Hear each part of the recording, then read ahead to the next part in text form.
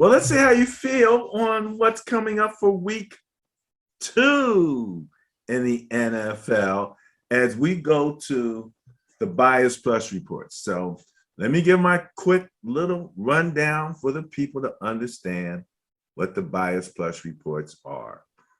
And the reason we call it the Bias Plus reports is because what we do is we look at the net points between the two teams. And the concept is that the bias goes to the team with the greater net points. So if I'm winning by an average of 25 and you're winning by an average of 5 and we play each other, that differential of 20 goes to the team with the 25. They get the bias. And then there's no guarantees here, but you have to think that that team is performing at a higher level. Right. Then, so we got the 2 net points that we're looking at. Then we're looking at the turnover differential. That one stat. That's the plus. That's the plus. That's the plus. And we bring those two together for the Bias Plus report. So that's what we're about to show you. Let's get ready to rumble here, Mr. Dickerson, because I only throw out numbers. You get to have opinion.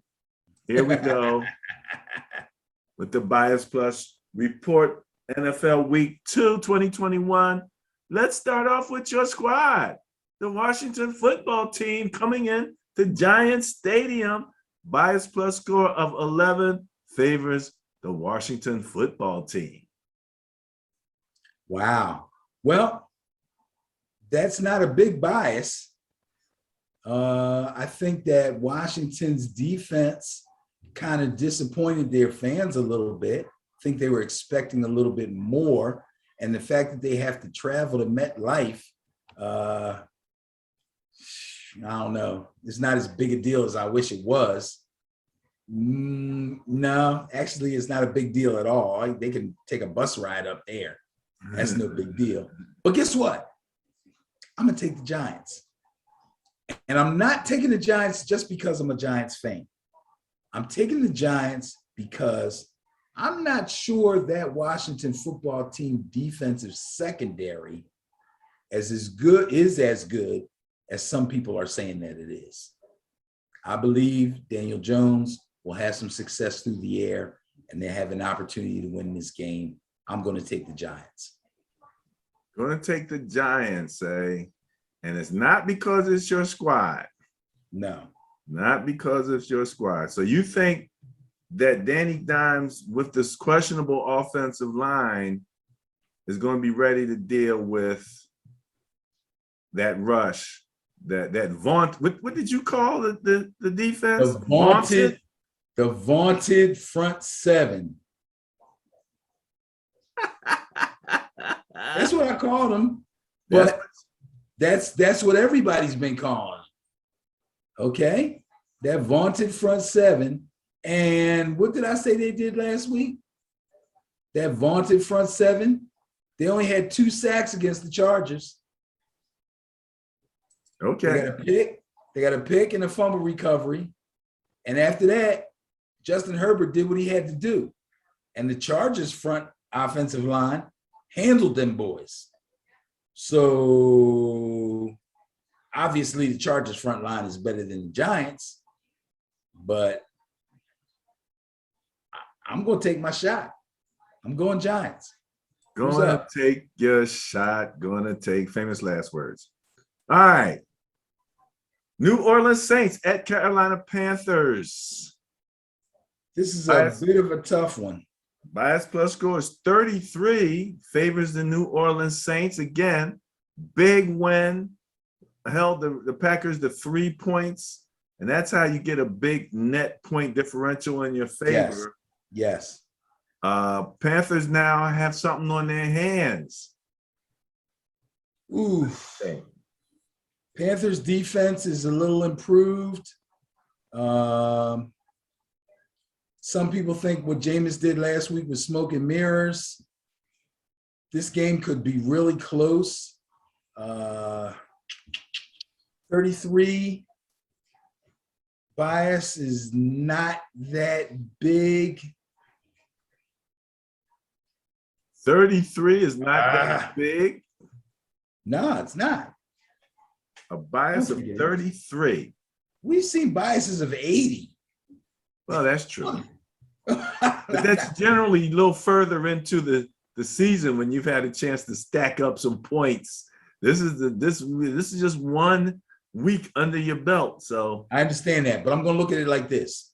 The Carolina offense is not going to completely crumble like the Packers did.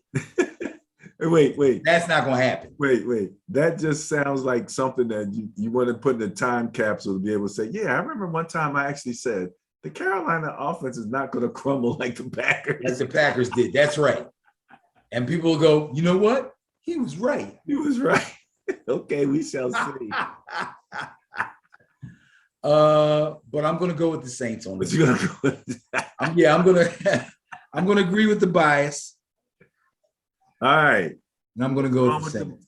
Let's go on with the bias on this one. Next up, the Cincinnati Bengals at the Chicago Bears.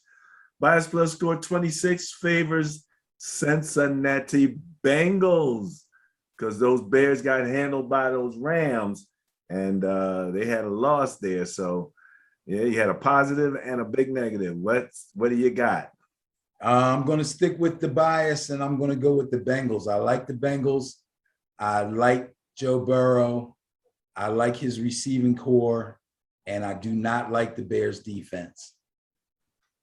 Did we give any love to what's the gentleman's name? Chase, the receiver for the Bengals? Jamar Chase, yes, he caught a big 50-yard bomb, 50-something yard bomb. Jamar Chase put the Mr. I can't catch the ball because there's no white stripe on it. Now I'm starting to think he made that up like it was a joke or something. I couldn't believe that when I read that. Are you kidding me? The ball's bigger and it doesn't have the white stripe on it. So when you're looking at it, it's hard to focus. Get out of here. But I did mention that I expected that was not going to hold. Those drops were not going to continue. So I do remember that. It's a speed of the game issue. No doubt. Okay, so you're going with the bias here, right? Yes, sir. All right. Next up. Oh, man, the Houston Texans at Cleveland Browns. Bias plus score 25 favors the Texans. Okay, forget about it. It can be again. This is the second preseason. The Browns lost by a small margin. The Texans won by a large margin. So just going with the numbers, that's what you got. Yeah, I hear you going by the numbers, but guess what? The Browns actually went toe-to-toe with the doggone Chiefs. Yes, they did. And the Texans took advantage of a rookie quarterback and a crappy defense. Everything's Cleveland blows them out. Cleveland blows them out. I'm going with Cleveland. Going with Cleveland. All right. I ain't mad at you. I can understand it. The numbers are what they are, but Cleveland will have to get their act together. And let me ask you a question. What's up with your boy? Who, Odell? Odell Beckham. I'm not thinking about Odell right now. I ain't got time to think about Odell right now. They're talking about how much he might not play. I had him on. Listen, I am a fantasy geek.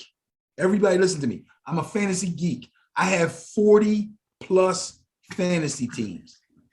5 of them are for money. The rest of them are for fun. I have Odell Beckham Jr. on 2 teams. I dropped him this morning for other players. Oh my goodness. I got no time for him. Interesting. Former Giant of all things. All right.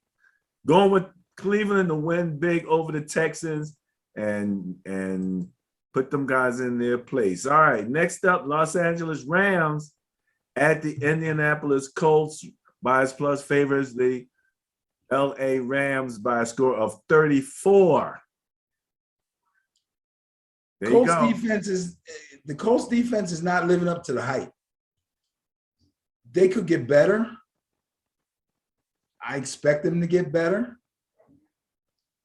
But the Rams are firing on all cylinders right now. I got to go Rams. I'm going to stick with the bias. I'm going to go Rams. Weren't you vehemently in disagreement with the way the team ratings, Madden ratings had on the Colts? I remember you Probably. like really thinking that they were rated way too low. Should have been a lot higher. You got to remember, Madden's not real. Oh God, here we go. Here we go. Jesus. All right. Next up, Jacksonville Jaguars at Denver Broncos. Bias plus score 33 favors those Broncos. This one's easy. Go Broncos. Go Broncos, Even with the Bengals. bias. Buffalo Bills, division game, going down to visit Miami. Bias plus score of 10. Now that's a small score. Favors the Dolphins. This is a tough one. This is a really, really tough one. Because if the Bills are doubting themselves a little bit because of the way this last game went, Miami's feeling pretty good. The Bills know Miami has a good defense. They're going to blitz.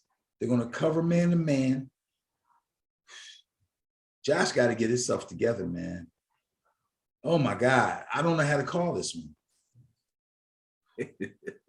This is a tough one. I don't think this long about these. But I just want to let people know, I don't look at what's going to happen the next week.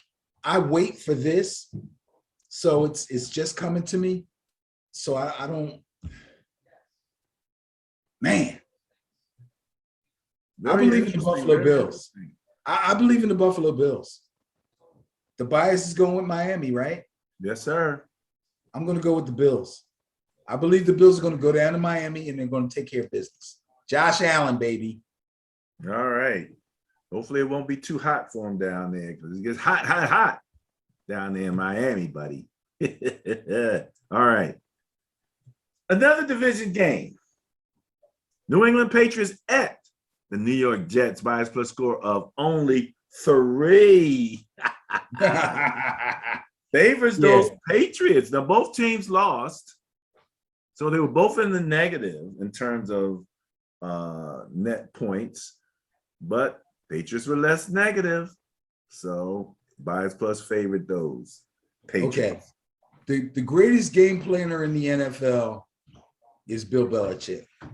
Bill Belichick will throw so many different defensive looks at Zach Wilson. There's no way the Jets can win this game. Go with the Patriots all the way. All right. Going with the Patriots, going with the bias. Yes. All right. Well, now the Raiders had an exciting overtime win, and now they got to go deal with those Steelers who had an exciting comeback against a good Bills team. Bias plus score of this might be my intriguing game of the week at only a 1 favoring those Steelers. I'm going with the Steelers. I'm going to stick with the bias and go with the Steelers. This may be a pretty entertaining game, but I believe that the Steelers will take care of business. The Raiders can't beat the Steelers. That's not going to happen. Not going to happen. Not going to happen. Well, you know, they both in Pittsburgh with the terrible towels. Not going to happen. You got the newly signed defensive end T.J. Watts being somewhat unstoppable. Did you hear that story? Which one? Tell us. T.J. Watt. So the Steelers made him an offer. They've been negotiating. So they're like, okay, dude, here's the offer. This is what we're going to give you. I forget the numbers. And his agent was like, nah, we can get more. And TJ was like, and go sit your ass down. Went into the office, told the GM, where do I sign? Signed the contract, said, thank you. Excuse me, I got to go work out. Boom. Boom. Had a good game. But by the same token, I love a guy like that. The Raiders have an unstoppable tight end named Darren Waller. Okay. Steelers, eh? Steelers. All right, there you go. Next up, Waller in fantasy. If you got Waller in fantasy, you play him every single week. Yeah, that's a good idea. That's a good idea. He is amazing. My beloved 49ers are coming into Philadelphia. I don't even have tickets, Benny. Bias plus score of 19 favors the home team, Philadelphia Eagles. We were the top scoring team in the league, but we gave up so many points that our net points was low, and the Eagles won convincingly over the Falcons. Ergo, it is what it is. No bias, no conjecture. So again, we live in Philadelphia, and all my friends that are Eagles fans think I'm some kind of hater, and I'm really not. I try to be a very objective fan. The Eagles actually surprised me a little bit, not a lot. I never said they were going to stink. I never said they were going to be horrible. Okay. The young receiver core looks like it might be shaping up. And Jalen Hurts was very impressive in the first game. This could be a really good game, but I believe that the Niners will come in here and beat them. Okay. Would you happen to know if this is a 1:00 game or not? I can double check for you. Okay. Well, while you're checking that, I'm going to say this. I don't care if they play at 10 o'clock in the freaking morning. The Niners are going to beat the Eagles. So y'all going to take this L, okay? But I do respect the Eagles for what they're doing, and their new coach seems to be on point. They have a lot of good young talent, okay? But defensively, they're not going to be able to handle what the Niners are going to bring them. Not going to happen. 1:00. Okay. Well, that doesn't bode well for the Niners, but if they're smart, they'll come into town on Friday. I think they kind of generally do that now. Yeah, that's with you. Yeah. They've done that. I think most teams are beginning to do that now, so that's going to take that West Coast to East Coast thing away. Look at the big bias on the Arizona Cardinals over the Minnesota Vikings. They'll be hosting the Vikings. And they have a bias plus score of 31 favoring the Cardinals. After that win. 31. Wow. Yes, sir. I don't know, man. I don't know. I mean, Dalvin Cook didn't have a great game, but he was pretty good. Kirk Cousins, he can still sling it. But freaking Kyler Murray, good Lord have mercy. That little dude can. Gee whiz, this is a tough one.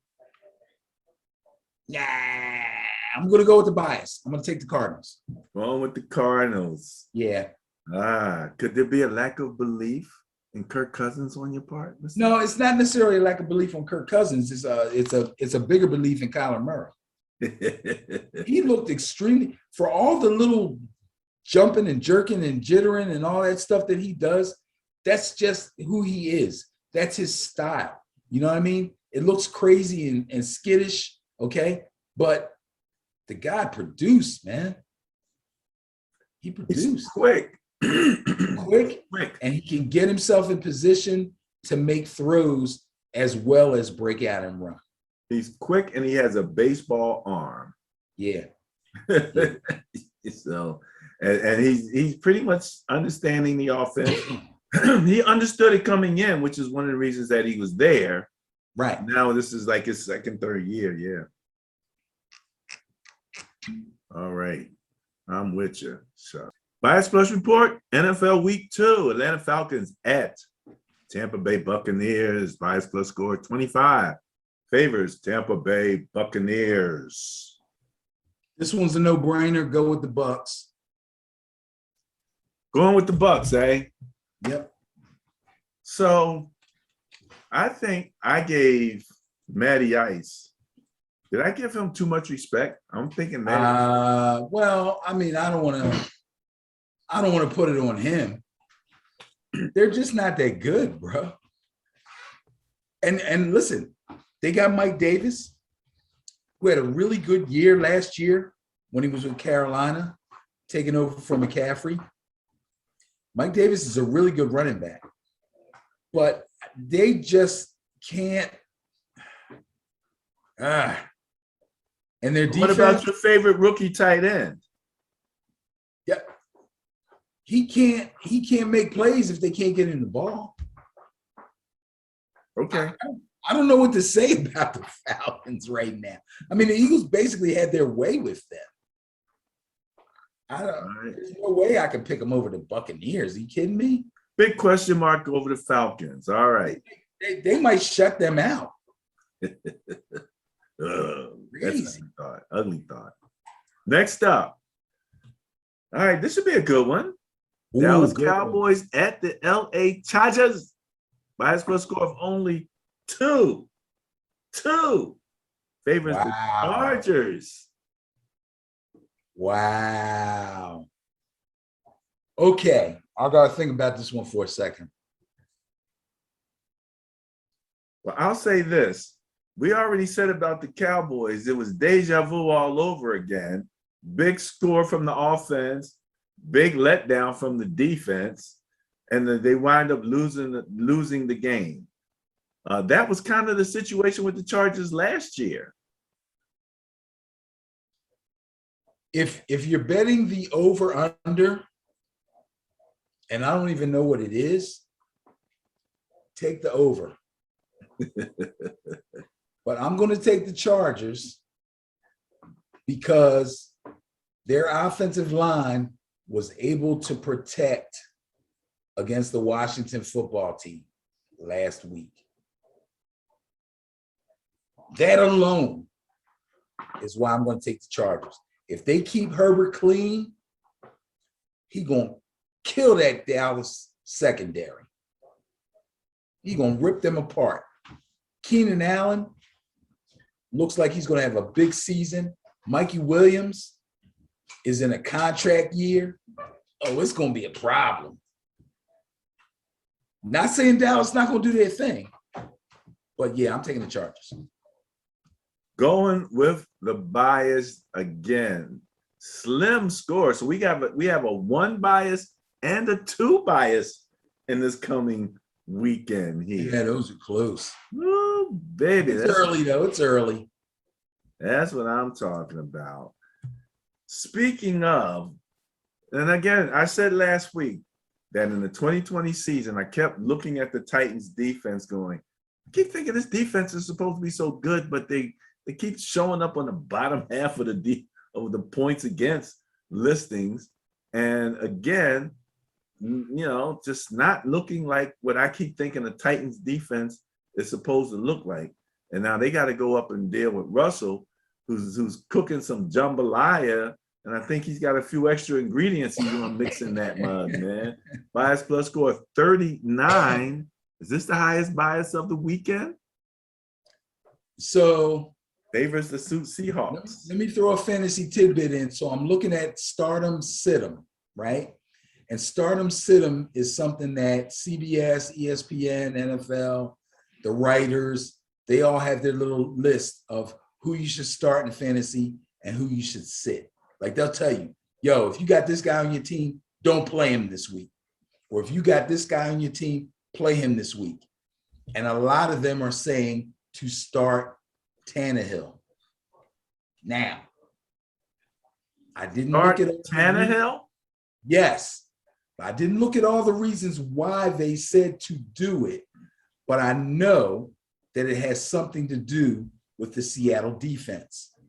I think the Titans will have a bounce back game. I think Tannehill will throw the ball well to A.J. Brown and to Julio Jones. And I think Derrick Henry will have a bounce back game. But I think Russ, DK, Lockett, and Carson will win the game. I'm going to stick with the bias. I'm taking the Seahawks. Rolling with the homies. This might be my intriguing game of the week. Ooh, Titans at Seattle. And the noise is back. They got the fans in the stadium. 12th man. 12th man is back. Oh, man. All right. Ooh, another good one. And the bias plus score here, and the Chiefs at Baltimore Ravens favors the Chiefs with a score of just 11, a bit modest. I'm glad this game is in Baltimore, because if this game was in Kansas City, that might be a problem for the Ravens, especially because Lamar was basically distraught about those 2 fumbles in the past game. I don't know what kind of mental space he's in. I'm sure they're working on him over the week, and they'll get him back into the facility and get him into practice, and everything will be fine as far as him mentally is concerned. But it helps that this is a home game for the Ravens. They could, in fact, give Kansas City some trouble. Despite the bad look on the final play of the game in the Raiders game when they scored and won in overtime, the Baltimore defense and especially their secondary actually played fairly well under duress, considering that the Raiders put the ball in the air 50 plus times. I want to take Baltimore in this game. And Kansas City is not going to go undefeated this season. You know that. They're going to lose some games. And I want to be the one to pick the games that they lose. But doggone it, I don't know if I can pick this one. It's only 11. Just 11. Because again, that the Kansas City Chiefs win was a barn burner with the Browns. So the differential was very small. You're absolutely right. I'm taking the Baltimore Ravens. Oh, here we go. Here we go. Going with the Ravens, going Chiefs against the bias. When the Chiefs go 1-1, watch the fans start jumping out of windows. Oh my goodness. Well, I don't know. In the back of my mind, I keep thinking the Chiefs are not a get-right team. That ain't a team you want to get right against. So if you got to get right and Ravens need to get right, that's not a team. But let's keep a real close eye on that Ravens offense, because again, so much of that stuff seems to be, evolving around running Lamar. And I'm really, I got my fingers understand what you're saying, but he was extremely upset about those fumbles. And if nothing else, I think he has to consider not putting himself in harm's way so much. A good slide here or there is all you need. Exactly. And he realizes that those 2 fumbles cost them the game. Those 2 fumbles put the Raiders in position to get themselves into overtime to get in position to win the game. He don't fumble those balls, Baltimore wins that game. So he knows that. And the Chiefs defense ain't all that. Well, they gave up a bunch of points to the Browns, but we all expected that the Browns are going to be a dynamic scoring squad. Yeah. Great running backs, et cetera, et cetera. Yeah. We did talk about Latavius Murray now coming to the Ravens and helping the Ravens run game out. So we'll see how they fit him in there. Bias Plus is favoring the Chiefs, but Mr. Dickerson's taking the Ravens. Okay, going against the bias. Here we go. All right, this is the Monday night game. That Chiefs-Ravens game also is the Sunday night game. So these are 2 big games. And again. Go ahead, bro. Time out. I'm going to sit back and listen to you talk about the Lions. You've been dying to talk about the Lions all night. Go for it. Tell me about the Lions. Go ahead. Well, first off, let's just read the Bias Plus report. Detroit Lions they got to go into Green Bay much less and do this. Bias Plus score 31 favors the Detroit Lions. Right. Now, the Packers looked really bad against the Saints. Nobody's accusing the Lions defense of being at the level of the Saints defense. Obviously, they gave up the most points in week 1 to my 49ers, but they also showed a lot of grit. Jared Goff is there. He's no scrub quarterback. They're figuring it out there. They got Their running back coach. Some people would disagree with you. Their running back, huh? Some people would disagree with you about Goff. Okay. Their running back coach is the ex-Eagle assistant running back coach. Right? I mean, they got some new leadership there. Their tight end is not bad. They got a nice tight end. Oh, he's nice. Hockenson is nice. Yeah. And again, my contention is if you got a good tight end, you can be competitive.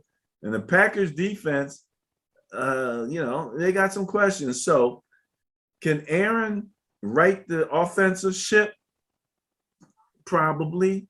You think we know he has the capability. We just don't know where they stand in this second preseason. Obviously, the bias favors the Lions. And that's, I think that the Lions are going to be competitive. I don't know if they're going to actually be able to beat the Packers, but I don't think the Packers is just going in there and just righting the ship, and turning around and putting a 20, 30-point whipping on the Lions. I don't necessarily see that. Well, I'm not going to say that they're going to put a 30-something point whipping on the Lions. And while we're saying that, and the Bias Plus score is actually 31, let's remind people, this is not a point spread. Okay? It's not a point spread. We look at the I'll let you explain it. Go ahead. You explain, because you explain it better than I do. That 31 points that favors the Detroit Lions is not a point spread. It's based on their net points in week 1, as opposed to Kansas City, as opposed to Green Bay Packers net points. So we don't want people to think that we think Detroit is favored by 31, but they have a 31-point bias based on what they did last week as opposed to what Green Bay did last week. Is that a good explanation? I'm with it. Yeah. Okay. All right. Now, that being said, I believe Green Bay will bounce back and would bounce back against whoever they play. They will fix whatever went wrong last week. Also, although the Detroit Lions scored 33 points last week, they gave up 41 and they lost the game, and they fell behind early and had to play catch up, which is kind of the MO for a not really good team. So I'm going to go with the Packers. This is probably one of the easiest ones I picked. There's no way that the Packers lose to Detroit, and I believe that the Packers will, in fact, jump on them early, run up a score, and I don't care what the final score is, the Packers will win the game. Going with the Packers, going against the bias. And again, I understand it. We understand what the bias is saying. That's why we only call it. It's early in the season, so you're going to see some stuff that looks a little wacky, But by the time we get to like week 4, week 5, week 6, everybody's going to understand what's going on. Yeah. Well, again, that's why we have to get through this second preseason. Guys are playing together who didn't really get a chance to play together during the season. And that's That's the great thing about what we do. You got to watch this show, people. We went over every linebacker room, every secondary room, every wide receiver room, every quarterback room, every running back room. There was a lot of movement in free agency. And where it helps or hurts the most, in my opinion, is the defensive secondary, because you can shuttle receivers in and out. You guys out there that play in the PTTFL, play flag football, you can move receivers around. You can flip-flop. You can put them in position, okay? But defensively, your secondary, you need 2 corners, 2 linebackers, 2 safeties and tackle, or, in flag football, 2 corners, 2 linebackers, and a safety. They have to play together.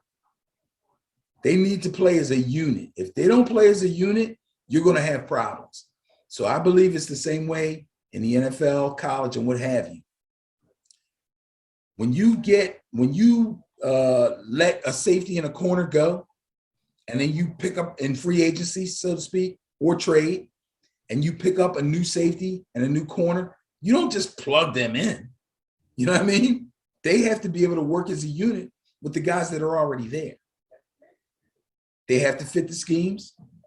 They have to be good at zone or good at man or good at both, or at least really good at what your defensive coordinator really likes to run. You don't want him to have to change his scheme because of your skills and hurt the other three guys that were already there last year. You know what I mean? It's tough. So there was a lot of movement this offseason. And I think that's another reason why some of these defenses that we thought were going to be really good are kind of struggling. Well, that's the fun of the season, as you said. You know, we constantly get some surprises. Nothing's 100%. I didn't calculate. Well, we didn't do a bias plus because, again, week one there are no points. So and so we decided, we'll just it's everybody's at zero and just go from there, man. Go from even, So some teams got out the starting block a little quicker than the other guys. All right.